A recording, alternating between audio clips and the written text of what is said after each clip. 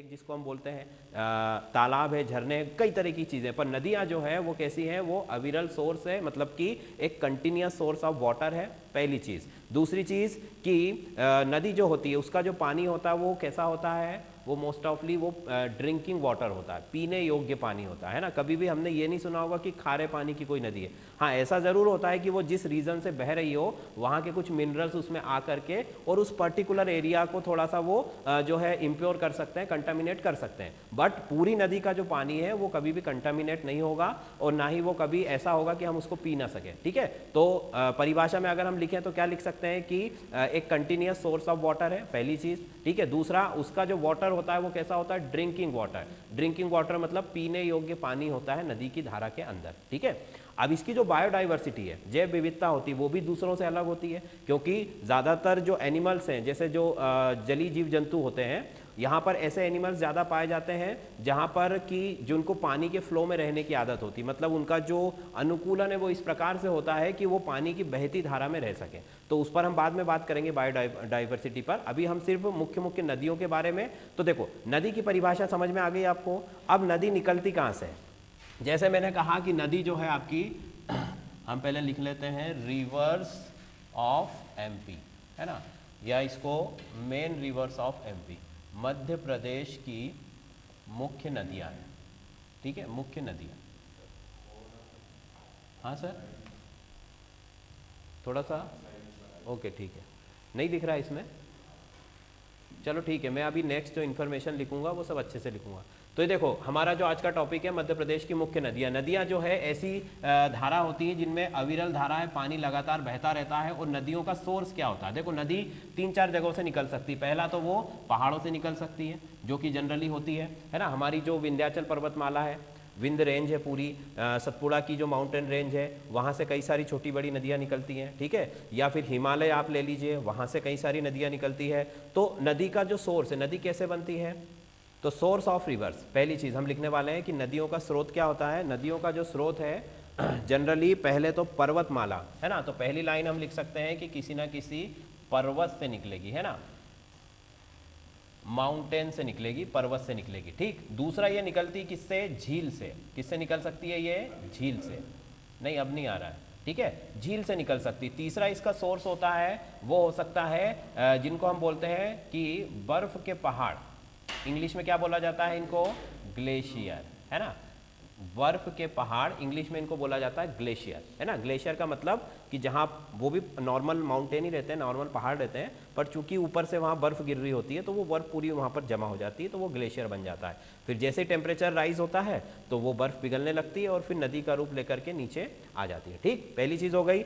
अब दूसरा, नदी की एक और विशेषता क्या है कि जहाँ पर उसका सोर्स होता है वहाँ पर वाटर की क्वांटिटी कम होती है, बट उसका जो फ्लो ऑफ जो उसका फ्लो का रेट है वो कैसा होता है? हाई होता है। मतलब कि जल की बहने की गति अधिक होती है, परंतु जल की मात्रा क्या होती है वहाँ पर? कम होती है। ये सोर्स की स्पेशलिटी है। आप कहीं कोई सी भी नदी उठाकर देख लीजिए, नदी में जहाँ से नदी शुरू होगी और जहाँ पर खत्म होगी, दोनों ही जगह पर वाटर का जो फ्लो है वो कैसा हो जाता है? धीमा हो जाता है, कम हो जाता है। ठीक है, और बीच में, है ना, सॉरी, जो सोर्स है वहाँ पर तो वाटर का फ्लो बहुत तेज होता है, और उसका जो हम कहते हैं ना, जिसको पार्ट जिसको बोलते हैं नदी की चौड़ाई, वो नदी की चौड़ाई बहुत कम होती है, और इसी वजह से उसका जो फ्लो है वो कैसा होता है? ज़्यादा होता है। तो ऑब्वियसली अगर पर्वत से निकल रही है तो उसका फ्लो ज़्यादा ही होगा, क्योंकि वो हाई पोटेंशियल से कैसे आ रही है? नीचे आ रही है ना, ऊपर से नीचे आ रही है, तो ऑब्वियसली उसका जो वेग है वो ज़्यादा होगा। ठीक, फिर दूसरा, झील से निकल सकती है। झील का मतलब क्या होता है? झील का मतलब भी एक तरीके का तालाब होता है जो काफ़ी बड़ा होता है,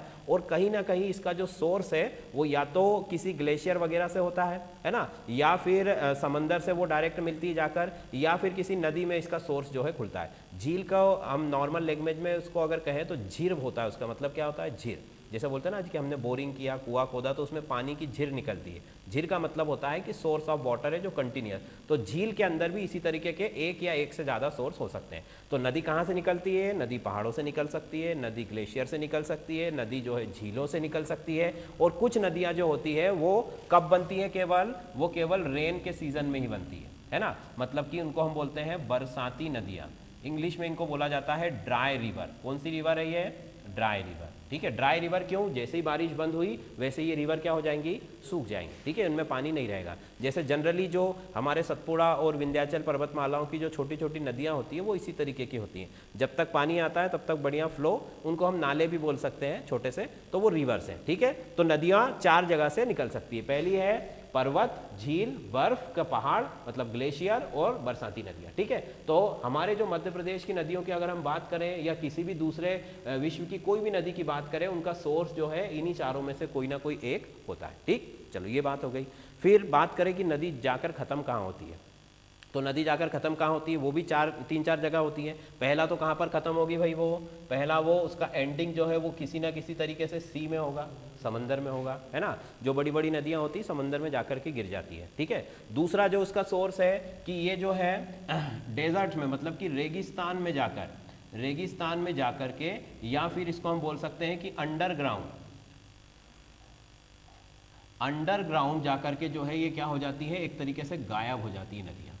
आपने देखा होगा कई सारी जो नदियाँ होती है बहते बहते जमीन के अंदर चली जाती है, और अंदर अंडरग्राउंड जो सोर्स है वाटर का, मतलब वो नदी फिर जमीन के अंदर से बहती है, बाहर से दिखाई नहीं देगी, तो हम उसको कहेंगे कि ये रिवर का क्या हो चुका है? एंड। या फिर किसी रेगिस्तान में, डेजर्ट में, रेतीली जगह में जाकर के उसका एंड हो जाता है, वो खत्म हो जाती है, ठीक है। या हाँ वही अंडरग्राउंड, मतलब वहाँ से फिर पानी का जो अमाउंट है वो कम होते जाता है रिवर्स में, जिसकी वजह से उसका फ्लो नहीं बन पाता है। डेजर्ट की जो सॉइल है, हाँ वो पानी को होल्ड करती नहीं है, तो जैसी नदी वहाँ जाती है तो वो अंडरग्राउंड उसको पास कर देती है ना। हाँ वो रेतीली मिट्टी होती है जिसकी वजह से पानी होल्ड करने की कैपेसिटी नहीं होती, पानी उसमें ठहरता नहीं है। आप बारिश भी इसीलिए तो रेगिस्तान है वो, क्योंकि बारिश वहाँ भी होती है, बट जो वाटर है वो होल्ड नहीं हो पाता है ना, वो डायरेक्ट का अंडरग्राउंड वाटर रिसोर्सेज में चला जाता है, या तो इवापोरेट होके बाहर चला जाता है, ठीक है। तो ये हो गया, सी में जाके मिलेगी या तो रेगिस्तान में जाके मिलेगी, अंडरग्राउंड कहीं पर जाकर वो गायब हो जाएगी। दक्षिण अफ्रीका, साउथ अफ्रीका की बहुत सारी नदियाँ जो है वो अंडरग्राउंड चलती है, मतलब कि थोड़ी जगह पर दिखाई देंगी, फिर अंडरग्राउंड हो जाती, फिर कहीं से जाकर बाहर निकल जाती। इस तरीके से साउथ अफ्रीका में बहुत सारी नदियां देखी जाती हैं, ठीक है स्टूडेंट। तो ये 3 तरीके से होती है। अब देखो ये दोनों तो नॉर्मल है, मतलब रेगिस्तान और जो अंडरग्राउंड जो रिवर्स जा रही है वहां तो आपको कोई स्पेशल फिनोमिना देखने को नहीं मिलेगा, कोई विशेष घटना देखने को नहीं मिलती जहां पर नदी खत्म होती है, ठीक है। पर जब समुद्र में नदी मिलती है तो एक स्पेशल फिनोमिना होता है जिसको बोला जाता है कि डेल्टा फॉर्मेशन हुआ है। क्या हुआ है? Delta formation. डेल्टा क्या होता है इसको समझे। डेल्टा का निर्माण करती जो भी नदियां, अगर आपसे कहा गया कि कोई नदी ने डेल्टा बनाया, मतलब कि वो नदी कहां पर जाकर मिली है? सी में मिली है ना, क्योंकि जो सी में मिलेगी वही क्या बनाएगी? डेल्टा। कैसे? जैसे गंगा रिवर, सुंदरवन, वो पूरा डेल्टा है, ठीक है। हमारी जो नर्मदा नदी वो भी डेल्टा बनाती है। तो ये डेल्टा क्या होता है भाई, उसको समझो कि देखो नदी में हमने अभी बताया कि पानी कैसा है, नदी का जो पानी है वो कैसा है? वो मीठा पानी है, मतलब कि ड्रिंकिंग वाटर है, राइट, है ना, ड्रिंकिंग वाटर है, मीठा पानी जिसको बोला जाता है। और इधर से मान लीजिए जब वो सी में जाकर के मिल रही है, हमारा सी है, तो सी का वाटर कैसा है? इसमें सॉल्ट है कई सारे, है ना, KCl है, NaCl है, वगैरह वगैरह दुनिया भर की चीज़ें, और गंदगी सब कुछ समुद्र में जाके ही मिलता है। तो देखो जब मीठा पानी और खारा पानी आपस में मिलता है तो क्या होता है? देखे, मीठा पानी और खारा पानी जब आपस में मिलता है तो यहाँ पर जो है देखो पॉजिटिव नेगेटिव कई तरीके के पार्टिकल्स हैं, और जो रिवर्स के साथ जो इम्प्योरिटीज आती हैं वो भी इसमें प्रेजेंट होती है। तो यहाँ के जो पार्टिकल्स होते हैं और यहाँ के जो पार्टिकल, जैसे मान लो इसमें क्लोराइड आयन है ना, इसमें पोटेशियम आयन है, और रिवर्स में भी कोई ना कोई पॉजिटिव आयन अगर है, और होते ही है वो तो पॉजिटिव आयन नेगेटिव आयन, तो ये आयन आपस में मिलकर क्या कर लेते हैं? न्यूट्रलाइजेशन हो जाता है इनका, मतलब उदासीनीकरण हो जाता है, ठीक है। इसका पॉजिटिव इसके नेगेटिव से मिलेगा तो क्या बना लेगा? उदासीन हो जाएगा, ठीक। इसका नेगेटिव इसके पॉजिटिव से मिलेगा तो उदासीन हो जाएगा, न्यूट्रल आयन यहाँ पर फॉर्म कर लेगा, ठीक है। तो इस तरीके से क्या होता है कि जब ये दोनों पानी आपस में मिलते हैं, चूंकि इनकी दोनों का नेचर अलग अलग है, तो वो जो जगह होती है वहां पर सॉल्ट का फॉर्मेशन, ठीक है, क्योंकि पॉजिटिव और नेगेटिव के मिलने से क्या फॉर्मेशन होता है? सॉल्ट फॉर्मेशन होता है, या एक तरीके का प्रेसिपिटेट आता है, हम बोल सकते हैं अवक्षेप बनता है ना। तो अवक्षेप जो बनता है वो वहां पर जमा होने लगता है उस नदी की तली में, जिसको हम मुहाना भी बोलते हैं। डेल्टा का हिंदी वर्जन क्या है? मुहाना। तो वो क्या होता है? नदी वहां से बहुत उथली हो जाती है। उथली का मतलब उसकी जो डेप्थ है वो कम होने लगती है, क्योंकि वो डिपोजिशन हो रहा है लगातार कंटिन्यूअसली, मीठे पानी से खारा पानी मिल रहा है तो प्रेसिपिटेट बन रहा है और वहीं के वहीं जमा होता जा रहा है। तो नदी कैसी होती है? उथली होती जाती है, और उथली होने की वजह से पानी पूरे इलाके में फैल जाता है, है ना, मतलब कि उसकी चौड़ाई बहुत ज़्यादा बढ़ जाती है पर गहराई क्या हो जाती है, बहुत कम हो जाती है, जिसकी वजह से वो इस तरीके का शेप बनाती है। देखो जैसे ये नदी आई यहाँ पर सागर से पानी से मिली तो ये इस तरीके से पूरी फैल जाती है। बात समझ में आ रही है ना, ये इस तरीके से पूरी फैल जाती है। ये सी वाटर और जो रिवर का वाटर है नॉर्मल वाटर, ये दोनों ने मिलकर यहाँ पर इस तरीके से डेल्टा का फॉर्मेशन कर दिया। ठीक है, ये जो डेल्टा होता है ये बहुत ज़्यादा फर्टाइल होता है, मतलब उपजाऊ होता है। किसी भी दृष्टि से अगर आप देखो यहाँ की बायोडाइवर्सिटी बहुत ज़्यादा होती है, मतलब अलग अलग तरह के जीव जंतु यहाँ पर आसानी से रह पाते हैं।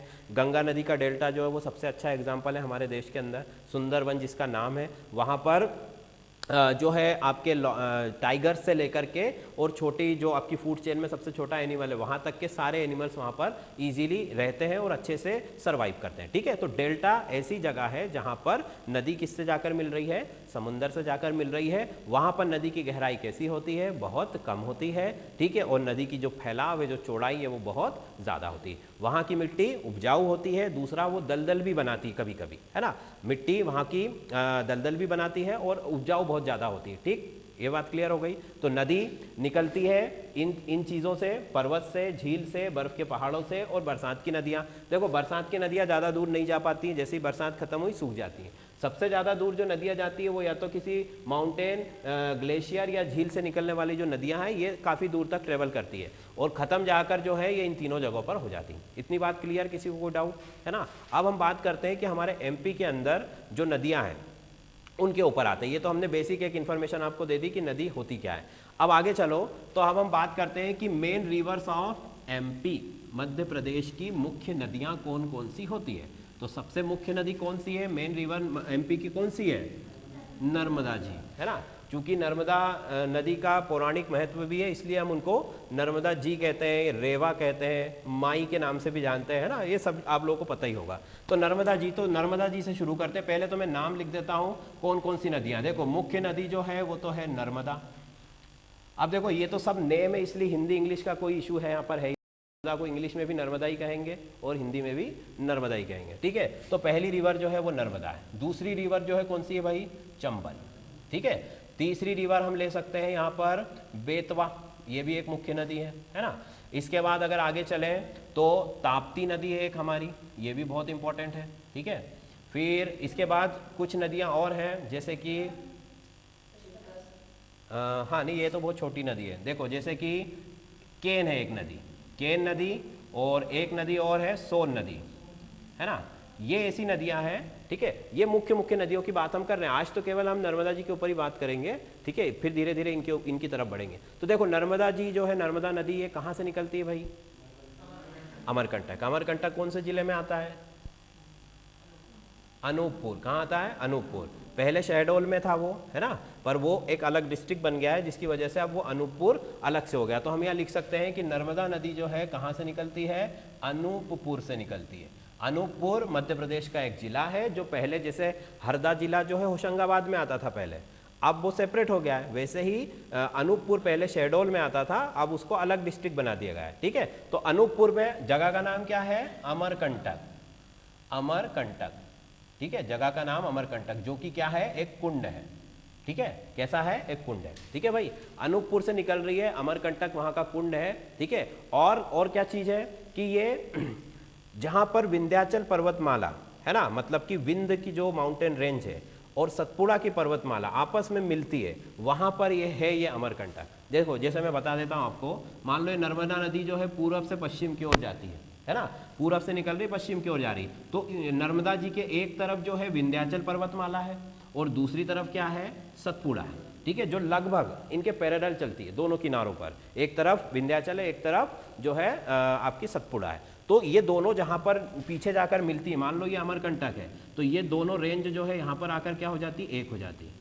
तो इसी ज्वाइनिंग से जहाँ पर अमरकंटक है वहीं की पहाड़ियों से जो है इस तरीके से नर्मदा जी का उद्गम होता है या नर्मदा जी वहाँ से निकलती है। बात समझ में आ रही। तो तीन चीज़ें हो गई। तो हम यहाँ पर लिख सकते हैं कि जहाँ पर सतपुड़ा तथा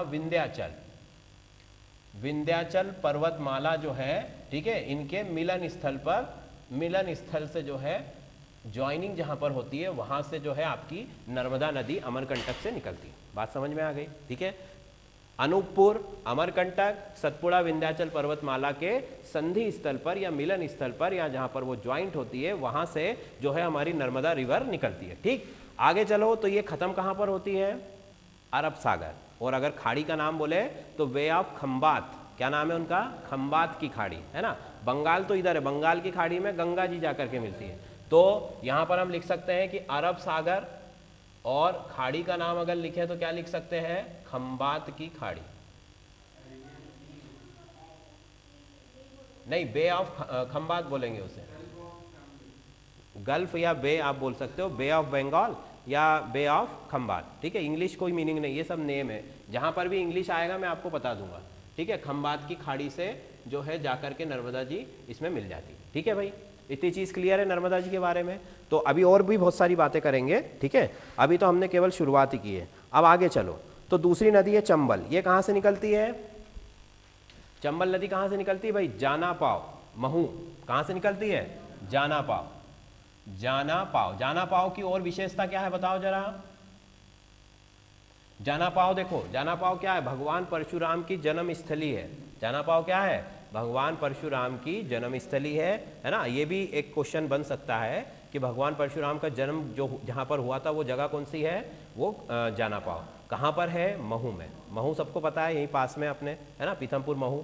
तो महू की पहाड़ियों से जो है, या जाना पाव की जो जगह है उस जगह का नाम, वहाँ की पहाड़ियों से चंबल निकलती है ना। चंबल निकली, मिलेगी कहाँ पर जाकर? ये कहाँ पर जाकर मिलेगी? ये मिलती है यमुना जी से जाकर, उत्तर प्रदेश में। कहाँ पर मिलती है? यमुना जी में जाकर के ये मिल जाती है, यमुना नदी में जाकर के मिल जाती है, जो कि कहाँ पर है? उत्तर प्रदेश में। ठीक है भाई, क्लियर इतनी बात। तो चंबल नदी हो गई दूसरी, महू से निकलने वाली और यमुना नदी में जाकर मिलने वाली। फिर बेतवा की बात करें तो बेतवा कहाँ से निकलती है? बेतवा निकलती है रायसेन से। कहाँ से निकलती है? रायसेन से। ये कहाँ पर जाकर मिलती है? ये भी यमुना नदी में जाकर के मिल जाती है। देखो अभी मैं आपको थोड़ा सा, हमने मैप भी आज बुलवा लिया है एमपी के, तो मैप कल से हम मैप के थ्रू पढ़ेंगे, तो मैप में आपको प्रॉपर उसकी लोकेशन अच्छे से दिखेगी। मैं अभी आपको समझाने की कोशिश करता हूँ। देखो ये मान लो यहाँ से अमरकंटक से नर्मदा जी निकली, है ना, इस तरीके से ये होती हुई चली गई। ठीक है, यहाँ पर हम लिख देते हैं ये आ गया आपका सी, समंदर। ठीक है, ये हमारा अमरकंटक, अमरकंटक। ठीक है भाई,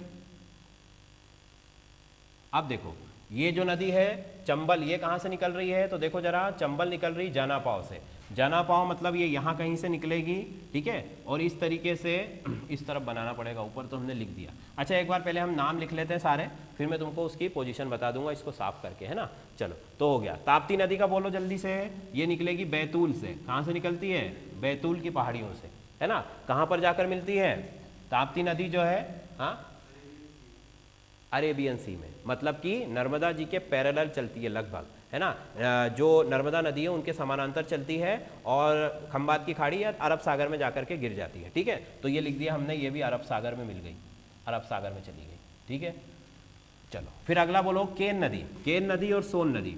केन नदी निकलती है जबलपुर से, जबलपुर से निकलेंगी और जाकर के कहाँ मिलेंगी? यमुना जी में ये भी मिल जाती है। ये संगम से थोड़ी सी पीछे ही जाकर मिलती है, या हम कह सकते हैं कि संगम पर भी मिल सकती है। ठीक है, मतलब जहाँ पर यमुना जी गंगा में मिलती है उसी स्थान पर जो है आपकी केन नदी जो है यमुना जी में मिल जाती है। ठीक है, अभी मैं बताऊंगा उसको। सोन नदी की बात करें तो ये अमरकंटक से ही निकलती है, अमरकंटक से ही निकलती है। ठीक है, और जाकर के गंगा नदी में मिल जाती है।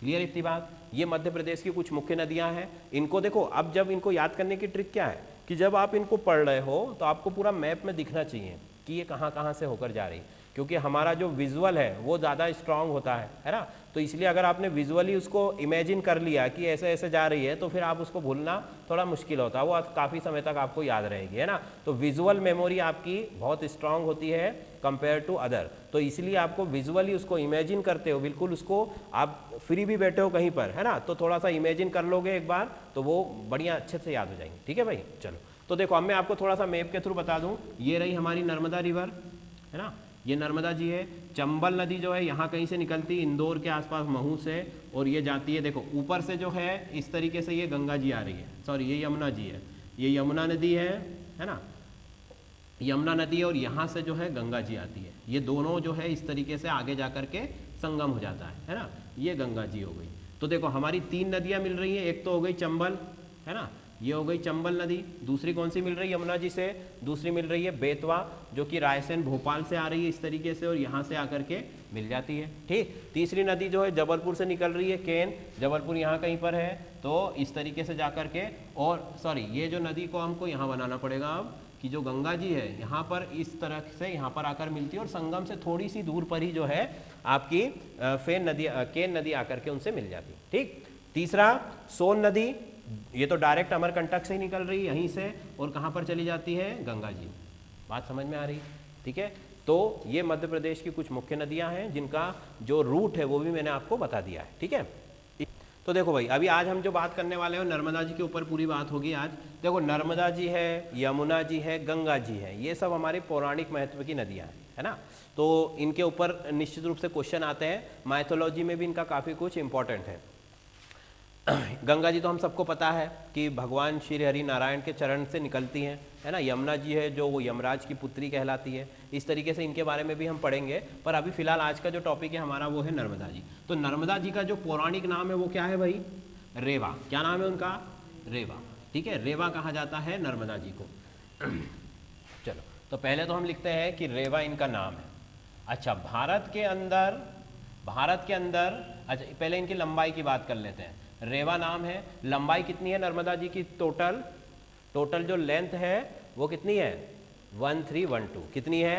1312 किलोमीटर। मतलब कि अमरकंटक से लेकर जहां पर वो अरब सागर में मिल रही है वहां तक की कुल लंबाई जो है वो 1312 किलोमीटर। ठीक, और मध्य प्रदेश के अंदर जो कुल लंबाई है वो कितनी है?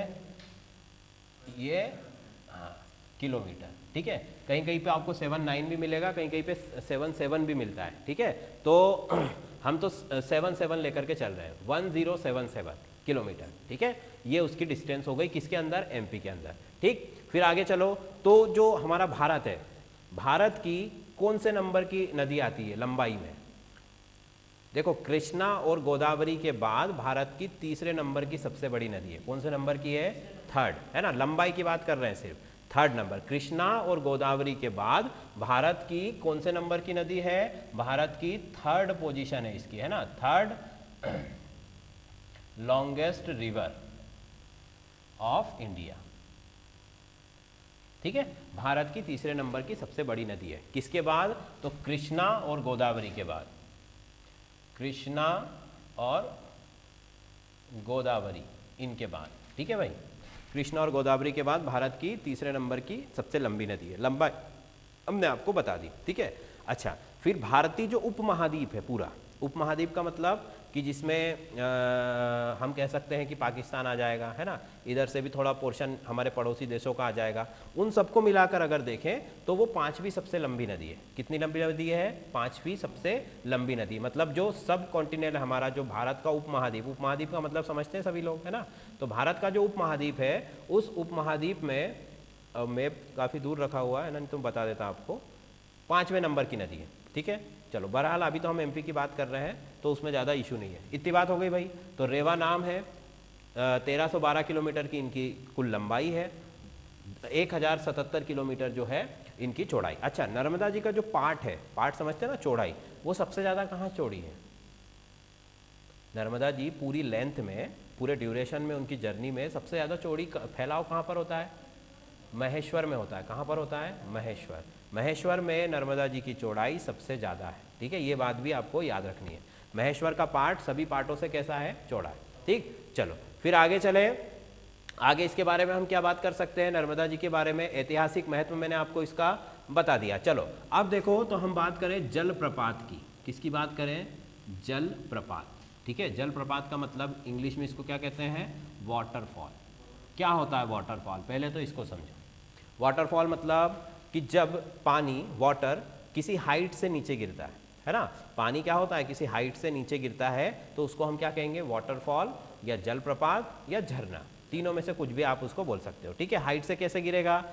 ऑब्वियसली कोई ना कोई पहाड़ होगा इस तरीके से, है ना। पहाड़ के बाद समतल मैदान मान लो आ गया, तो जो नदी यहाँ से बन के आ रही है, वो नदी यहाँ से फिर क्या होती है? इस तरीके से धारा बनाकर जो है नीचे की तरफ गिर जाती है। इसी को हम बोलते हैं कि ये जलप्रपात है, झरना है या धारा है। ठीक है, बात समझ में आ गई। तो जलप्रपात का मतलब कि जब पानी किसी ऊंचाई से नीचे की तरफ गिरता है तो उसको हम कहेंगे कि ये जलप्रपात है। ये ज़्यादातर कहाँ पर बनेगा, जब जो ज़मीन का स्तर है वो ऊपर नीचे होगा, है ना। कम से कम कितना होना चाहिए, कम से कम 5-6 मीटर होना चाहिए, तभी वो जलप्रपात आपको दिखाई देगा, ठीक है। अदरवाइज वो दिखाई भी नहीं देगा, क्योंकि कुछ पोर्शन तो पानी उसका काट देता है।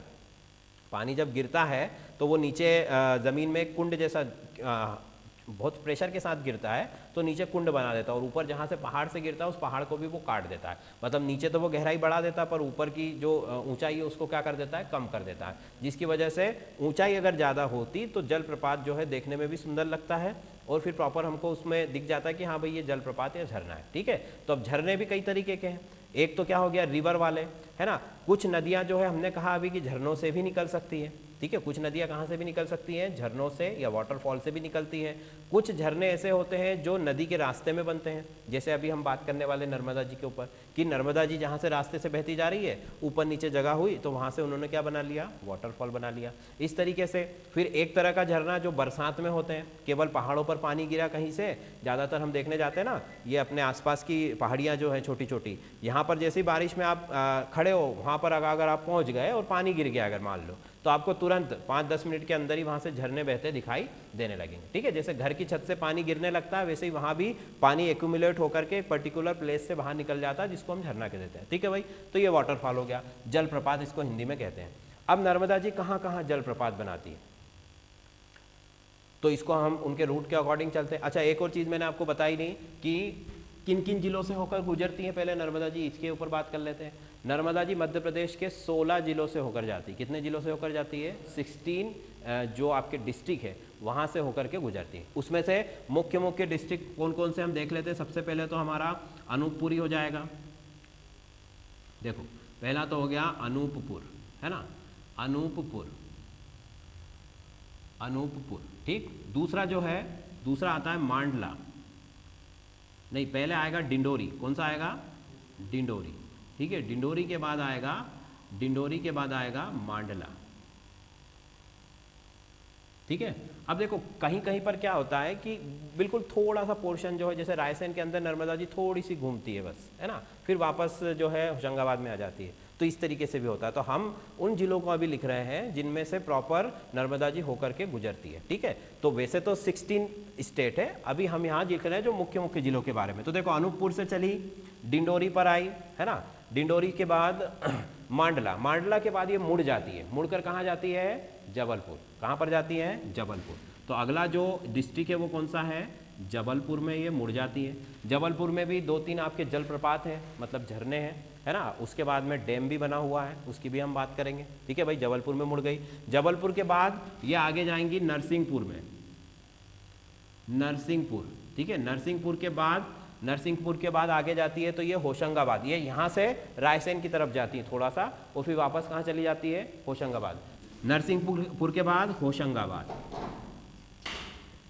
होशंगाबाद, ठीक। होशंगाबाद के बाद कहाँ जाएंगी ये, हरदा, ठीक है, हरदा जाएंगी। हरदा में कहाँ पर है, हरदा में, हाँ, जैसे छिपानेर है, हंडिया है, हम लोग हरदा के इसलिए हम जानते हैं।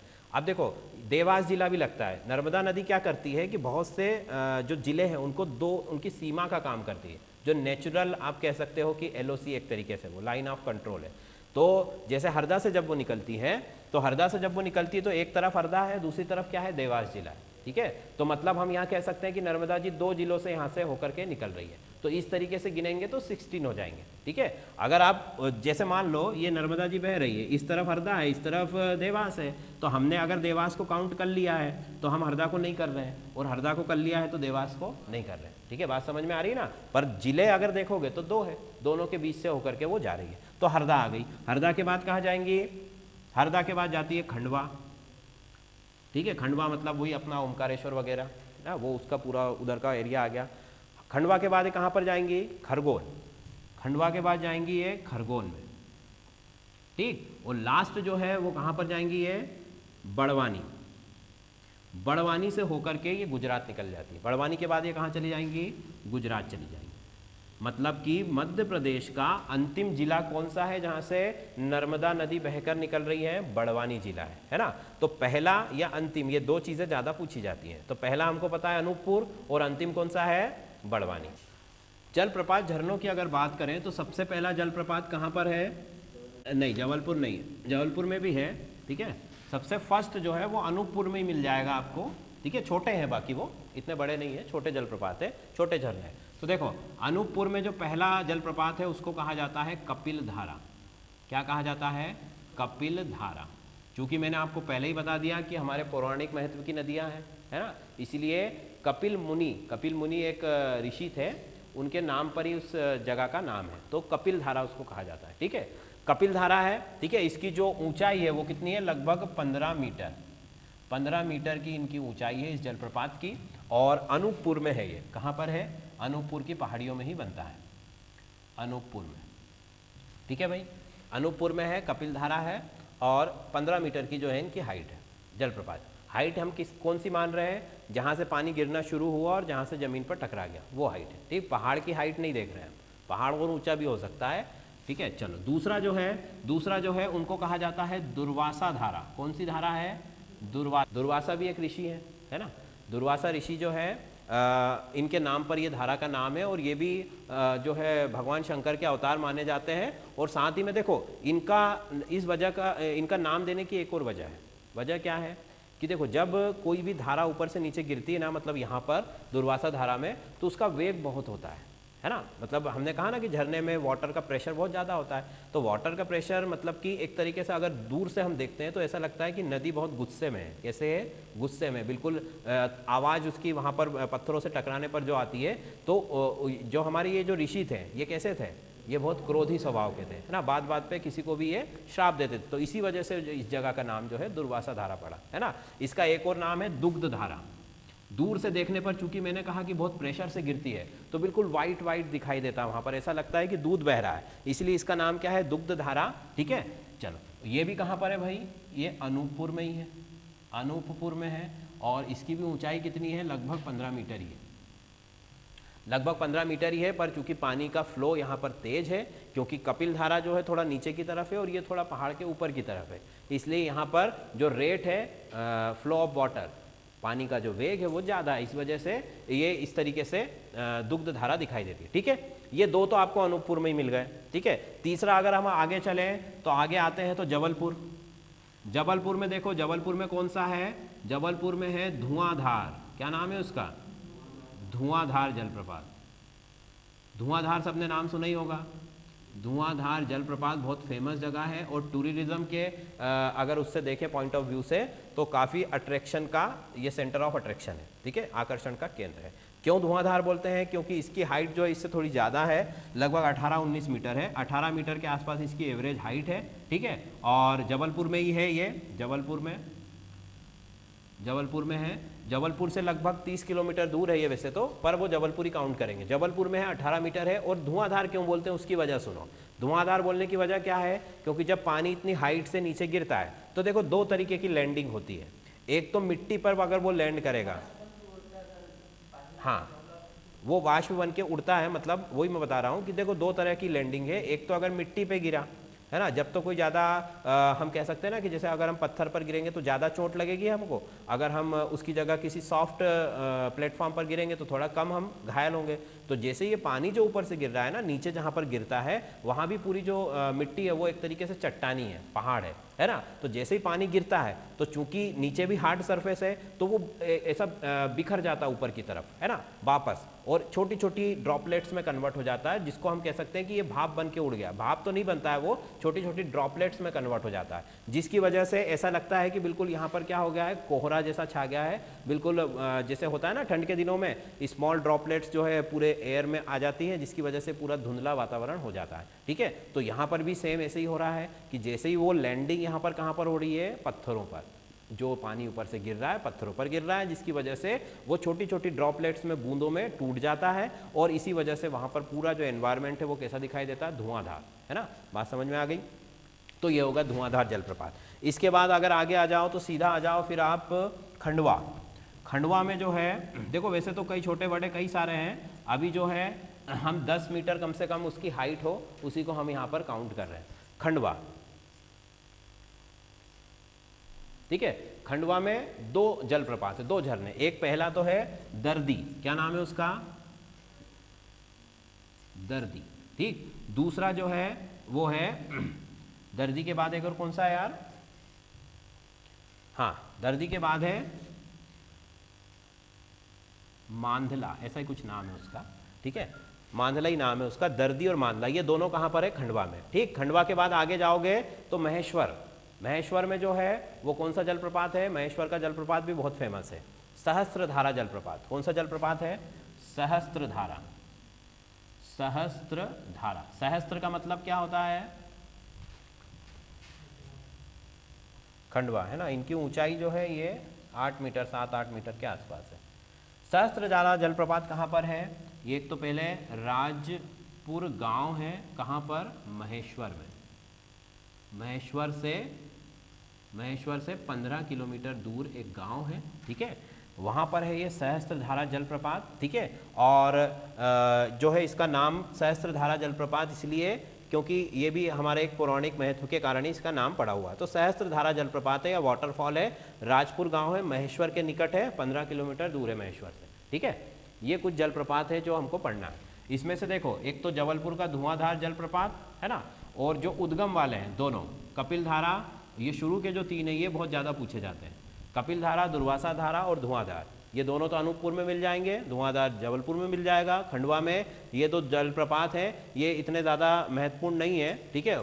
सहस्त्रधारा, ये सहस्त्रबाहु के नाम पर है, तो सहस्त्रधारा जलप्रपात किसकी, सहस्त्रधारा जलप्रपात की हाइट भी ज़्यादा नहीं है, ठीक है, ये लगभग 9 से 11 मीटर है। सबसे ज़्यादा हाइट जो है यहीं पर है, धुआंधार जलप्रपात 18 मीटर। चलो अब हम बात करते हैं कि नर्मदा नदी पर परियोजनाएं कौन कौन सी चल रही हैं। परियोजना का इंग्लिश में जो प्रोजेक्ट्स हैं, है ना, प्रोजेक्ट का मतलब डैम से हमारा मतलब है यहाँ पर अभी, है ना, कि नर्मदा जी पर कौन कौन से बांध जो है बने हुए हैं। 15 मिनट तो अभी है हमारे पास। देखो बांध क्या होता है पहले तो ये बताओ भाई, प्रोजेक्ट थोड़ा सा साइंस की बात कर लेते हैं, क्योंकि इसमें हमको बिजली भी बनानी है, नहरें भी निकालनी है ना। बांध बनाते ही क्यों, मल्टीपर्पज़ प्रोजेक्ट्स होते हैं, तो बहुउद्देशीय योजना है, एक ही बांध से कई सारे काम किए जाते हैं। तो सबसे पहले बताओ कि बांध क्या होता है, डैम क्या होता है, पानी को रोकना है ना। बेसिकली अगर हम कहें तो पानी को हम आर्टिफिशियल तरीके से रोकते हैं, कृत्रिम रूप से उसके बीच में बाधा बनाते हैं, दीवार बनाते हैं, ठीक है। कहीं कहीं पर नेचुरल सपोर्ट भी मिल जाता है और कहीं कहीं पर हमको कुछ नहीं मिलता है, तो हम ऐसी दीवार बना करके जो है पानी को रोक देते हैं। तो बांध को अगर हम कहें तो बांध या जो डैम है वो ऐसी बहुउद्देशीय परियोजना है, मतलब मल्टीपर्पज़ प्रोजेक्ट्स हैं जो कि किसी नदी पर बनाए जाते हैं। नर्मदा जी पर बनेगा या उसकी सहायक कोई भी नदी होना चाहिए, पानी जहाँ से बह रहा है ऐसी जगह पर आप बांध बना सकते हो। या फिर कहाँ बन सकता है, ऐसी जगह पर बन सकता है जहाँ पर पॉसिबिलिटी हो कि भाई जब बारिश होती है तो इस इलाके का पूरा पानी इस जगह पर आकर के जो है इकट्ठा होता है, तो वहाँ पर भी हम एक दीवार बना देते हैं, उसको रिजर्वायर बोला जाता है। क्या बोला जाता है, रिजर्वायर। उससे भी जो है साल भर कई तरीके की पानी की पूर्ति की जा सकती है। और अभी गवर्नमेंट एक और प्रोजेक्ट लेकर आ रही है, माउंटेन रिजर्वायर्स बनाए जा रहे हैं। क्या बनाए जा रहे हैं, माउंटेन्स रिजर्वायर। इनको मिटा रहा हूँ मैं भाई, है ना, सबने नोट कर लिया। माउंटेन रिजर्वायर क्या होते हैं वो भी समझ लो। देखो डैम तो क्या हो गया, डैम जो है हमारा जो बांध होता है ये तो सीधा सीधा नदी के ऊपर बनाया जाता है, ठीक है, मतलब कि रिवर के ऊपर बनाया जाएगा। बहती हुई धारा कोई भी हो, ठीक है, ज़्यादा छोटी होगी, नदी छोटी होगी तो बांध भी छोटा होगा, नदी बड़ी होगी तो बांध भी बड़ा होगा। पर बनेगा कहाँ पर, जहाँ पर वाटर का फ्लो हो रहा हो, पानी बह रहा हो, ठीक। दूसरे जो होते हैं रिजर्वायर, ठीक है, मतलब रिजर्वायर कहाँ पर बनेगा, रिजर्वायर जो है वो ऐसी जगह पर बनेगा जैसे कि देखो इस तरीके से, ये पूरी एक पहाड़ी है, पहाड़ी से पानी जब पानी के बारिश के दिनों में गिरता है ना बादलों से, इस तरीके से ये पानी गिरा यहाँ से इस तरीके से, तो पानी गिर करके इसी निचले इलाकों में आता है।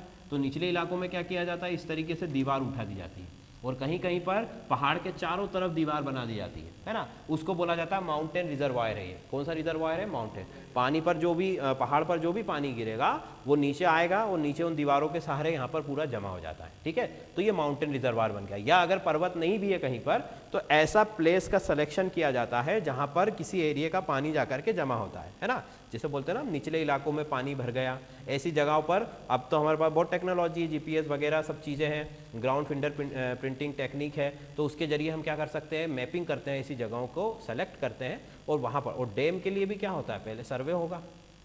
डैम बनाना कोई छोटा मोटा प्रोजेक्ट तो है नहीं, है ना। छोटा डैम है तो एक अलग बात है, पर अगर डैम बड़ा बन रहा है, बड़ा ऐसा मतलब हमारा कि अगर उसकी जो हाइट है वो 50 मीटर से भी ऊपर है, ठीक है, तो मतलब कि हम उसको कह सकते हैं कि ये बड़ा डैम है ना। जैसे इंदिरा सागर जो बांध है हमारा, पुनासा डैम जिसको हम बोलते हैं, उसकी हाइट 90 मीटर के आसपास है ना। फिर इसके बाद में बरगी बांध जबलपुर का, उसकी हाइट जो है वो 70 मीटर के आसपास है। तो 50 से ऊपर की मीटर के जितने भी हाइट के डैम हैं उनके लिए गवर्नमेंट को स्पेशल इफेक्ट्स लगाने पड़ते हैं, मतलब कि एफर्ट्स करने पड़ते हैं। क्या एफर्ट्स करने पड़ते हैं?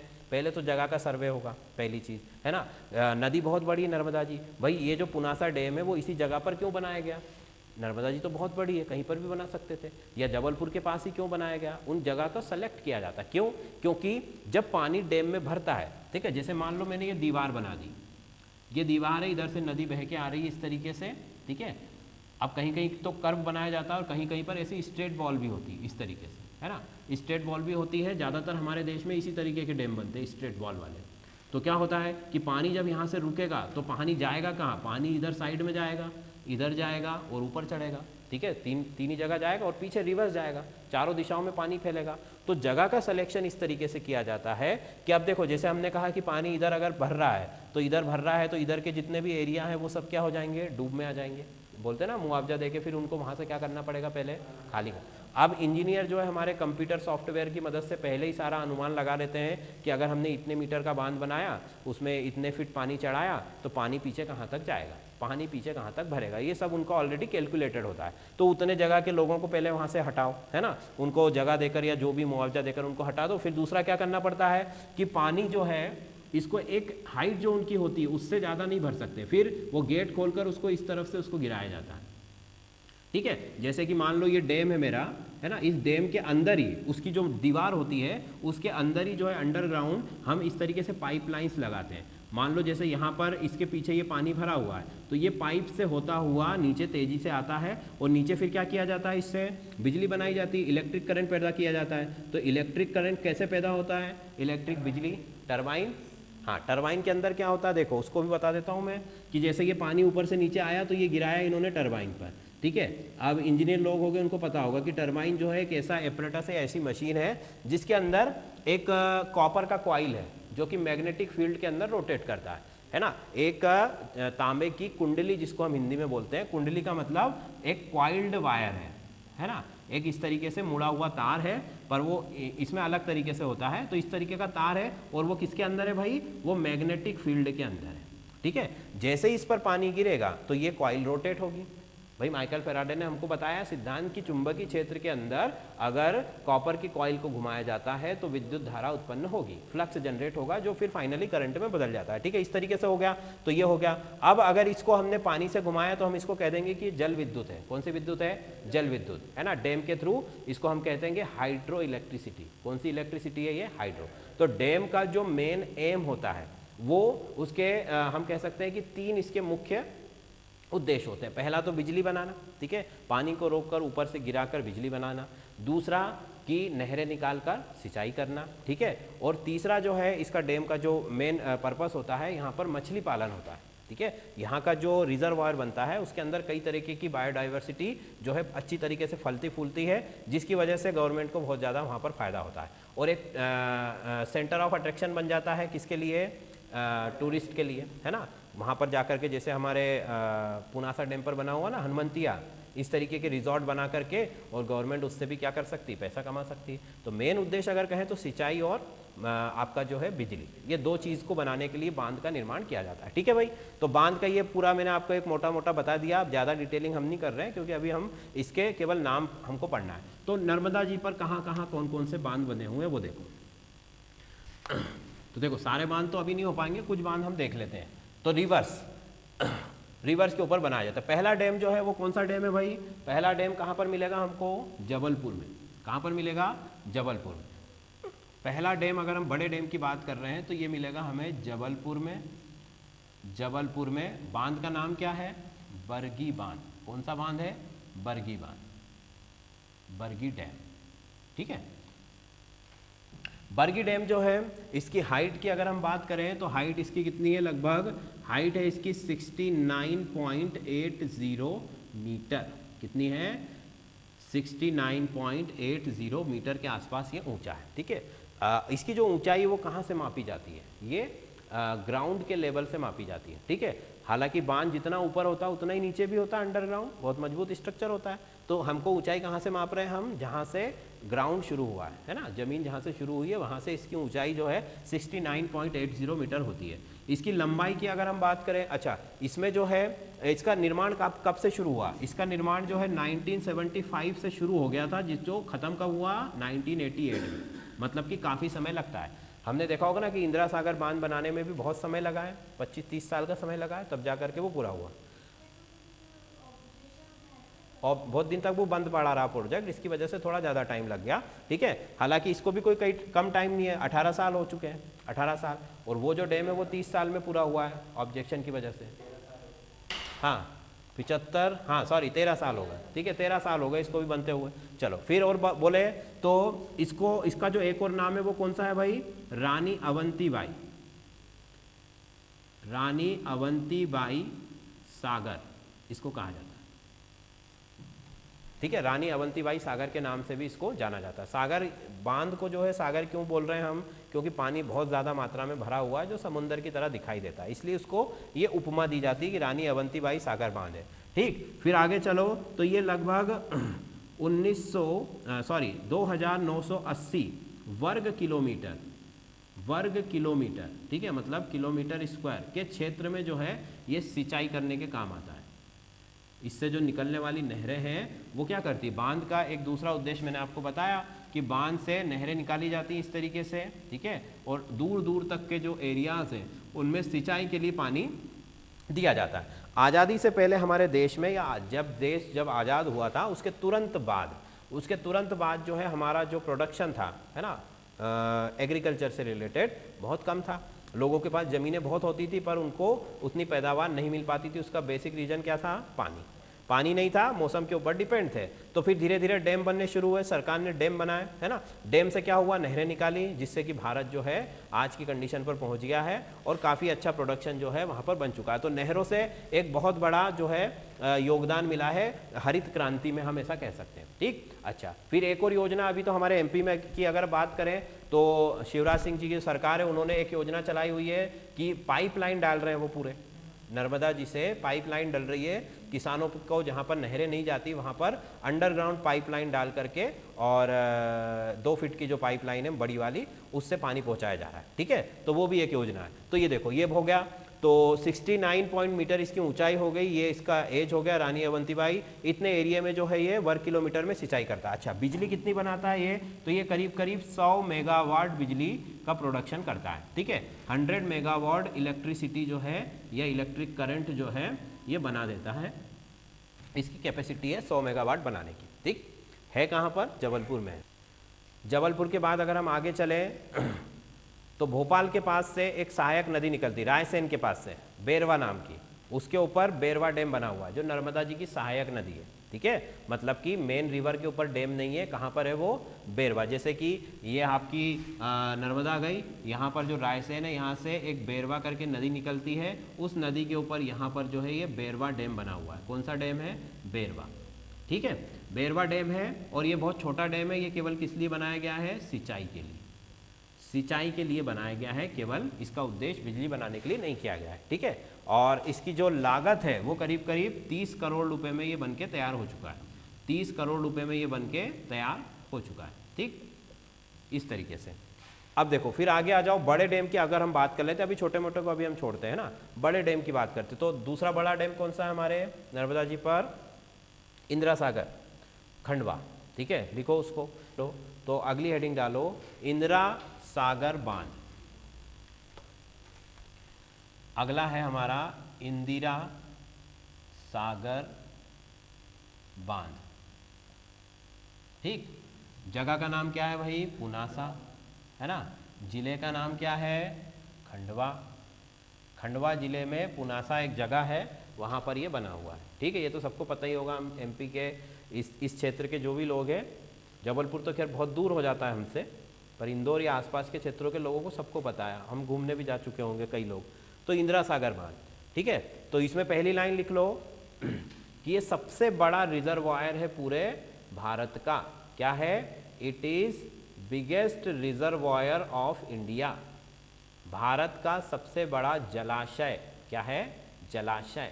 ठीक, चलो दूसरी बात करें तो इसकी ऊंचाई कितनी है, ऊंचाई जो है इसकी लगभग 90 मीटर के आसपास है, 19.12 मीटर।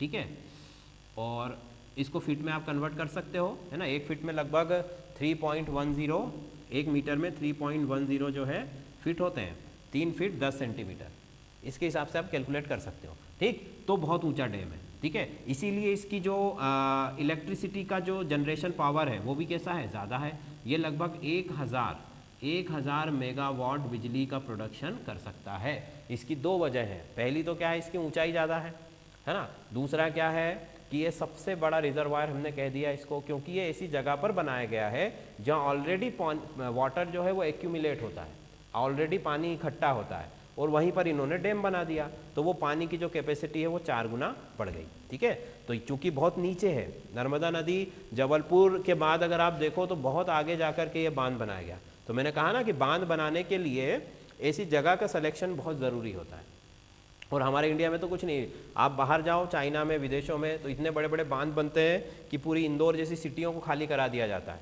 ठीक है, हमारे यहाँ तो छोटी छोटी जगहों पर ही हम मुआवजा देके उनको हटाते हैं, पर इंदौर जैसे बड़े बड़े शहरों को खाली कर दे, इतने बड़े बड़े डैम जो है चाइना के अंदर बने हुए हैं। ठीक है, चलो, तो 1000 मेगावाट की इसकी क्षमता है। इसकी अगर लंबाई की बात करें तो ये है लगभग 653 मीटर, कितने मीटर है, 653 मीटर की इसकी लंबाई है। ठीक है, कुल लंबाई 653 मीटर ये लंबा है। ठीक है, वाटर कैपेसिटी मैंने आपको बता ही दिया सबसे ज़्यादा है। ठीक है, 90 मीटर की ऊंचाई है, इलेक्ट्रिसिटी का प्रोडक्शन जो है वो 1000 मेगावाट का है, और इसकी जो है लंबाई जो है वो 653 मीटर है। ठीक, नहीं, लंबाई का मतलब कि जैसे एक किनारे से दूसरे किनारे तक, चौड़ाई तो देखो, जैसे मान लो ये डैम है तो ये तो हो गई इसकी चौड़ाई, ये है लंबाई।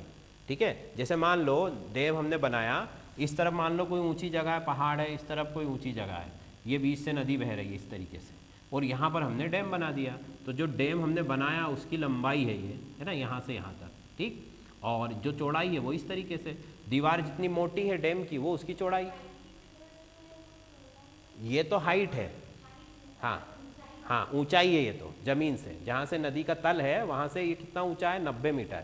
अगर फीट में आप देखोगे तो 9 3 27, ये 270 या 75 फीट के आसपास जाएगा। ठीक है, और ज़्यादा जाएगा, अभी हमने मिलीमीटर वालों को तो कैलकुलेट ही नहीं करा है, 3 गुना अगर कर दो आप तो कम से कम 270 फीट ऊंचा है ये बांध। ठीक है, और अब ऐसा ज़रूरी नहीं कि जितना ऊंचा उतना ही पानी भर रहे हैं, पानी तो अभी इसमें बहुत कम भरा हुआ है, क्योंकि अगर पानी की हाइट बढ़ेगी तो और एरिया डूब में चले जाएंगे। ठीक है, तो जितनी इसकी कैपेसिटी उससे कम पानी ही अभी इसमें भरा हुआ है।